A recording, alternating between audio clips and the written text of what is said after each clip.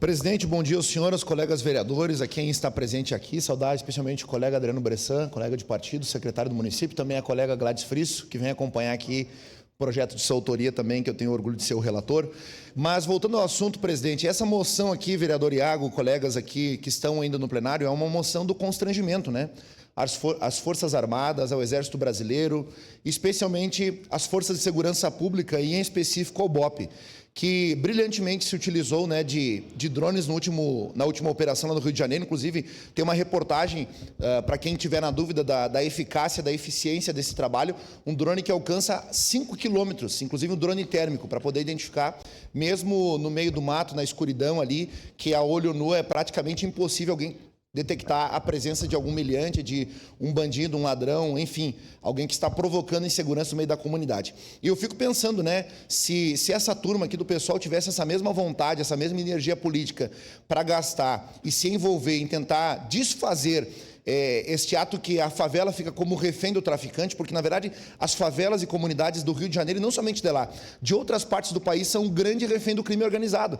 São pessoas, na sua grande esmagadora maioria, honestas, que levantam cedo, vão embora, voltam para casa à tarde da noite, gente que não tem opção de escolher se quer comprar do A, B ou C o seu gás, mas tem que comprar de alguém que está lá na favela vendendo isso de maneira condicionada, não tem oportunidade de escolher que internet quer utilizar, tem que utilizar a internet que é condicionada lá pelo comando que está dentro daquela favela, daquela comunidade, e uma série de outras coisas. Nós vimos, inclusive, depoimentos de pessoas que o traficante chegou lá, bateu na porta da família e disse que queria ficar com a filha daquela pessoa, daquela família de 10 ou 12 anos, porque se apaixonou. E pai, mãe, criança tiveram que sair no meio da madrugada em fuga, deixar tudo para trás, casa, bens, imóveis, etc., eletrodoméstico, para fugir pela sua própria vida, pela preservação da sua vida.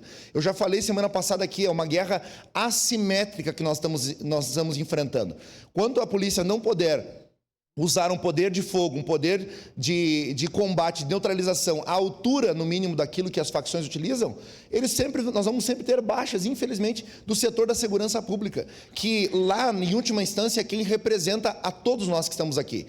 Quando um policial está lá, ele é a representação do Estado, ele é o garante constitucional, está representando a sociedade. Então não dá para se encarar alguém que está com um fuzil atravessado no peito, com uma arma atravessada na cintura e que resolve sacar uma arma contra um policial, que não seja neutralizado. Da mesma forma o drone, que vai apoiar essas operações para que justamente não morram inocentes, para que tenha o máximo possível de êxito operações como essas que aconteceram.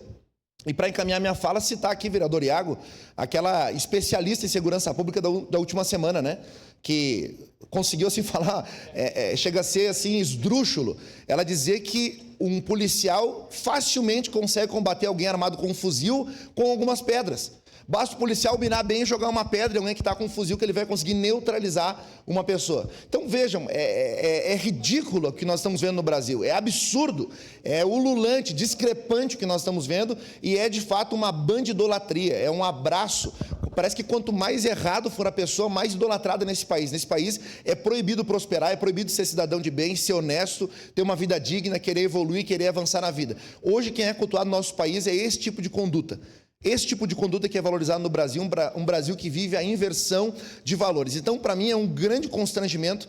Tem que saber que as pessoas lá, humildes na favela, na comunidade, tem que ficar refém de deputados que estão lá no ar-condicionado, né? Gente que prega um comunismo forçado, que na prática não vive nada de comunismo.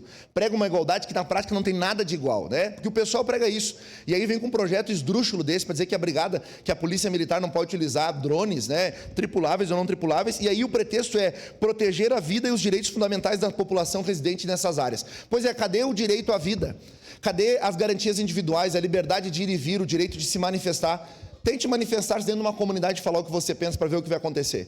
Então, é uma série de garantias que estão sendo desfeitas a pretexto de se proteger o crime, de se proteger o tráfico, de se proteger pessoas que colocam em risco a vida de milhares, de milhões de pessoas, Brasil afora, onde estão instalados nessas comunidades. Então, seguramente, voto favorável a esta moção, tive o prazer de assinar também essa moção, e aqui fica mais uma vez escancarado a hipocrisia daqueles que dizem defender os menos favorecidos, os mais vulneráveis, na verdade, estão facilitando o trabalho do crime. Para finalizar, isso é reflexo da frase do presidente da República, né, que um pouco mais de uma semana atrás disse que os traficantes, na verdade, são as grandes vítimas dos usuários. Alguém que tem uma interpretação assim jamais vai fazer uma guerra ao terror, ao crime organizado e ao tráfico de drogas no nosso país. Obrigado. Peço a palavra, senhor presidente. Obrigado.